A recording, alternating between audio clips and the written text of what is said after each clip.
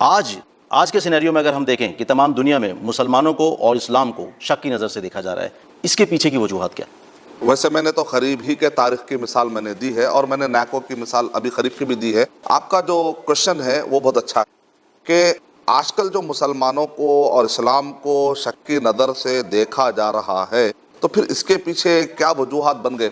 اتنا امن پسند جب ہے مسلمان، اگر آپ دیکھیں گے کہ مسلمان اور اسلام کے بارے میں جو شک کی نگاہ کی آپ بات کر رہے ہیں، ہماری قریب کی تاریخ بھی یہ بتا رہی ہے کہ ہم first world war second world war کے موقع پر بھی مسلمان کا کردار پیس ہی کا رہا اور دہشت گردی کے معاملے میں انوالو نہیں تھے۔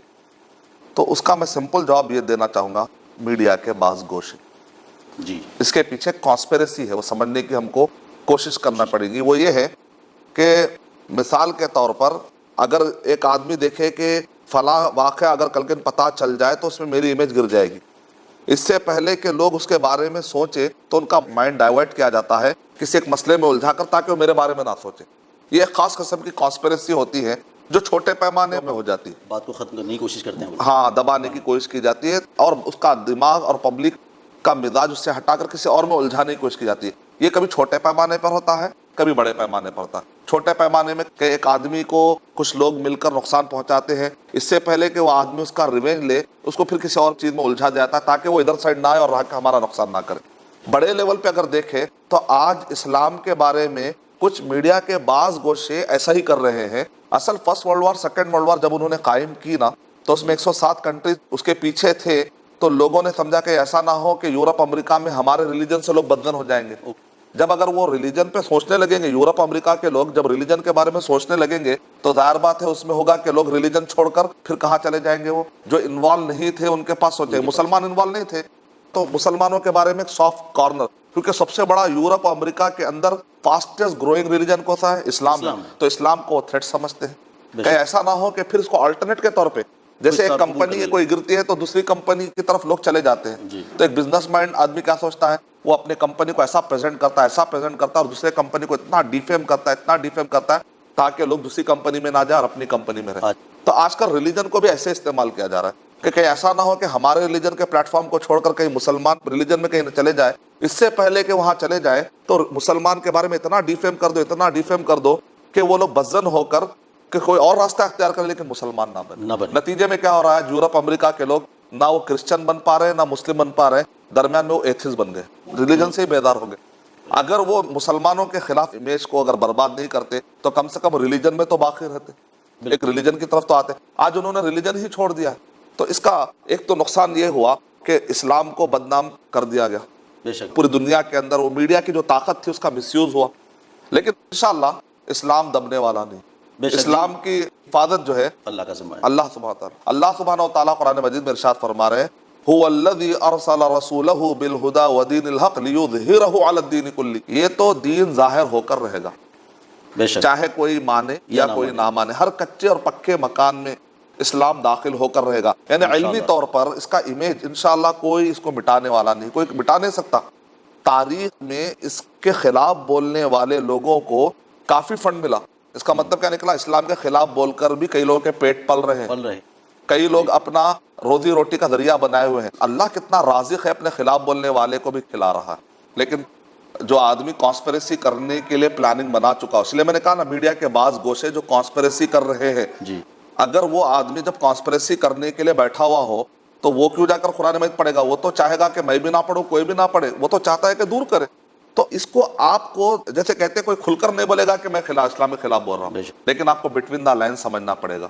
باتوں باتوں میں اشارے ہیں، اشاروں میں میرے کچھ کنائے ہیں، اور کنائے میں کچھ میرے استعارے ہیں، اور ان استعاروں کے پیچھے چھپے ہوئے کچھ میرے ارادے ہیں۔ یہ والا مسئلہ تو ارادے جو ہے آپ کو بٹوین دا لائن سمجھنا پڑے گا۔ اس کے لیے ہسٹوریکل انالیسس کی ضرورت ہے، اس کے لیے ہم کو بٹوین دا لائن کیا گیم کھیلا جا رہا ہے۔ اگر ہم دیکھتے ہیں کیوں یہ ساری باتیں میں جو آپ سے کہہ رہا ہوں، میں آپ کو پوائنٹ دے رہا ہوں درمیان میں، وہ پوائنٹس کو جمائیں گے تو آپ کو رزلٹ سامنے آ جائے گا کہ اسلام کو نشانہ جو بنایا گیا، دراصل ان کے اپنے کچھ گناہ چھپانے کے لیے اسلام کی طرف پوروں کا مائنڈ ڈائیورٹ کیا جا رہا ہے، پورا پیسہ لگایا جا رہا ہے تاکہ first world war second world war اتنا بڑا جو کلنک ہے، جو اتنا ٹیکا ہے، کہیں ایسا نہ ہو جائے کہ ایک first world war second world war قائم کرنے والے جو میجورٹی تھے، کہیں ان کے ریلیجن کے بارے میں کوئی شک میں نہ آ جائے، تو اس شک کے بارے میں لوگوں کا ذہن وہاں پر نہ جائے، اس سے پہلے ان کو الجھا دیا جا رہا ہے کہ دیکھو نیکسٹ تم سے کوئی لڑ سکتا ہے۔ ان کے اندر خوف جو پیدا ہوا first world war second world war میں جو خوف پیدا ہوا، اس خوف کو مس یوز کیا جا رہا ہے، کہا جا کہ نیکسٹ تم کو مسلمان تھریٹ ہو سکتے۔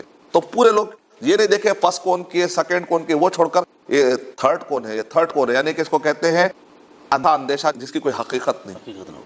کیونکہ مسلمان تاریخ میں ہمیشہ وہ ہیں جنہوں نے فتح مکہ کے موقع پر تلوار میں ہاتھ ہوتے ہوئے بھی، ہم وہ نبی کی امت جنہوں نے ہمیشہ امن کا پیغام دیا۔ اور جنہوں نے ہاتھ میں تلوار رکھ کر اپنے دشمن سے کہا کہ جاؤ تم آزاد ہو۔ سبحان اللہ۔ اگر کوئی سولی پہ لٹکتا ہے اور کہتا ہے کہ میں نے تمہیں معاف کر دیا، تو اس کے علاوہ اس کے پاس راستہ بھی کیا بچا؟ بے شک۔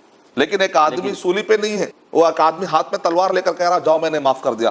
کون سی معافی کے اندر زیادہ پاور پایا جاتا ہے؟ اس معافی کے جس میں محمد صلی اللہ علیہ وسلم، جو محمد صلی اللہ علیہ وسلم کی معافی۔ کم سے کم یہ ایک مثال کافی ہے سمجھنے کے لیے کہ ہم مسلمان کتنے امن پسند ہیں۔ تو تاریخ کو ملاتے ہوئے ایک اسٹیٹسٹک دوں گا تو آپ پوری طریقے سے آئی اوپنر والی بات ہو جائے گی۔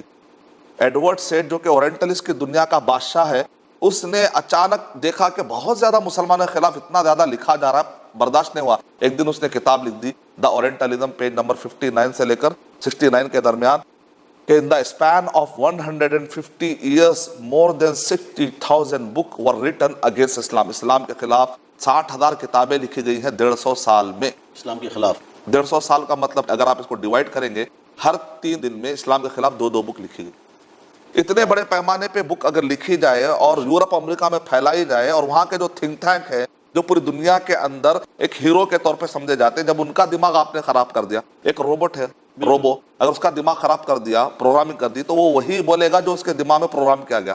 تو پورے یورپ سے لے کر فار ایسٹ تک ہر جگہ پر انٹرنیٹ کے ذریعے سے، یوٹیوب کے ذریعے سے انوسنس آف مسلم ایک فلم بنائی گئی، فتنہ فلم بنائی گئی ہے، اخباروں کو یوز کیا گیا، اتنا بدنام کیا گیا، اتنا بدنام کیا گیا، ساری کتابوں کے ذریعے سے ہمیشہ مسلمانوں کو بلیم کیا گیا۔